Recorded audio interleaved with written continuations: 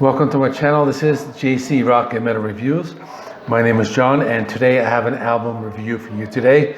It is the new album by the band Tomahawk, and it is called Tonic Immobility. So before I begin, if you haven't subscribed, please subscribe. I do rock and metal reviews, rankings, and more. I upload about one video per day. And this video will be divided up into chapters. So if you open up my video description, you will see different timestamps. So if you do not have time to watch the entire video, you may jump ahead and watch the parts that you would like to watch. Okay, so who is Tomahawk? Tomahawk is an American supergroup. On vocals, we have Mike Patton. You know him from Faith No More and Mr. Bungle. He's just an amazing vocalist with a very wide range. And this band does draw a lot of influence from Faith No More. Also on guitar, we have Duane Denison. He's from the Jesus Lizard. This is a band that I do not know very well, but I did research it a little, and they are a noise rock band, and they have been active in the late 80s and 90s. And they're also very popular on college radio stations. On drums, we have John Stanier. He's from the band Helmet. Now, Helmet is one of my favorite bands. It's a band I've never talked about on this channel as of yet, but I was really into them in the early 90s. I really love the two albums called Meantime and Betty. And they have a bass player who was actually their second bass player. His name is Trevor Dunn, and he played for Mr. Bungle in the early 90s. So this band definitely has a big noise rock, experimental rock, and alternative metal sound. Back in February 2020, Duane Denison revealed that Tomahawk had been planning a new album, and in January 2021 they released a single called Business Casual. So according to bassist Trevor Dunn, they recorded much of the album about 4 years ago, and it just never got finished.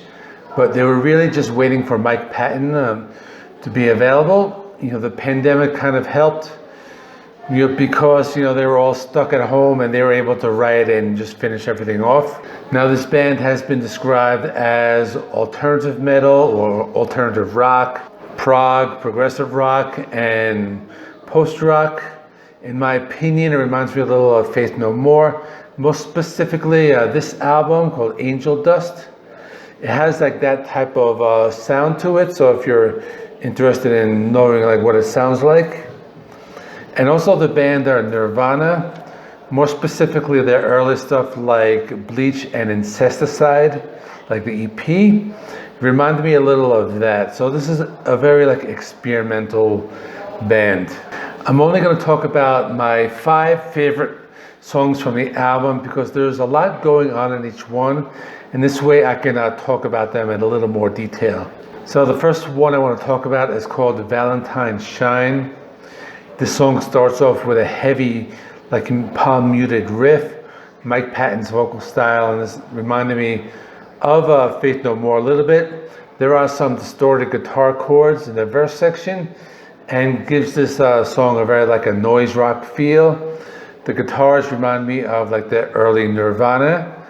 And you're going to notice that these songs, most songs have a balance between the heavy and the light. This song in particular just goes into a full a punk rock style chord progression next. And Mike Patton's screams really give this song an aggressive edge. The next song I want to talk about is called Tattoo Zero. This song reminds me again of early Nirvana, but it's at a slower pace. It has this distorted string picking. Mike Patton is singing into a baritone style. Again, similar to the album Angel Dust. There are some heavy guitars in the verse section and some more screams by Mike Patton. Now I really like the riff in the middle of the song. It's almost like this technical death metal riff. Maybe something from the later Death albums. I really like that one a lot, so that was cool.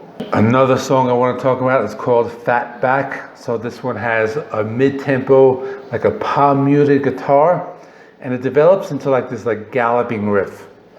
There's some cool lead guitars throughout the song. Mike's vocals are very aggressive, and the guitar solo is very like atmospheric with a lot of feedback.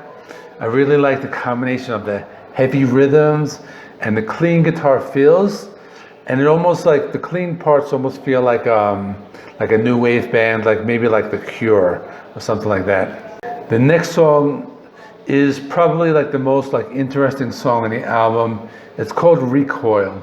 Now try to imagine like Mike Patton singing reggae, and that's kind of like what the song is. It starts off with a really cool bass riff, and that just like sets the mood for the song. You know, they have those like clean guitars playing those like strums in that like reggae fashion. You know, Mike Patton is going for like that Bob Marley sound on his vocals. But the song like does, you know, develop, it changes, it gets heavy, it goes into like a heavy grunge or almost maybe like a punk rock song. Then it does revert back to that reggae style. I really thought this was a cool song. The last song I want to talk about is called Dog Eat Dog. This is also the last song on the album. It opens up with this heavy alternative rock riff. The song is driven by the bass line. There are some cool vocals on this track. Mike Patton does change his vocal style up a lot in this one.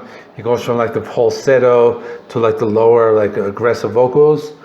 There's a really cool breakdown in the middle with like some clean guitars, some like atmospheric guitar effects. And I really love the bass sound in this one. It just like drives this entire song. And that is it. I think in general, this has a very like early 90s feel to it. So if you're a fan of any of the bands that I mentioned in the beginning of this video, I think you'd like this album.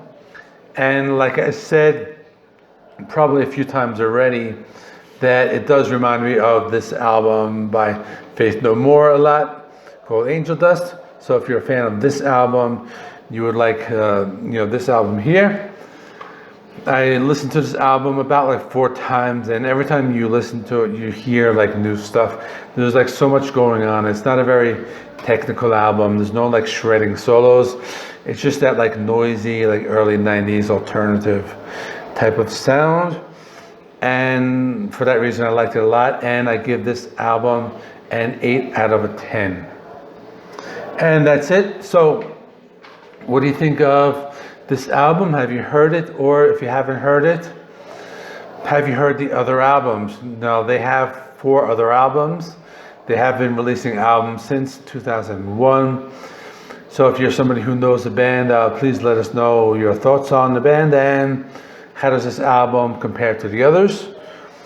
And that is it. Thanks for watching. I'll be getting into some more stuff next week.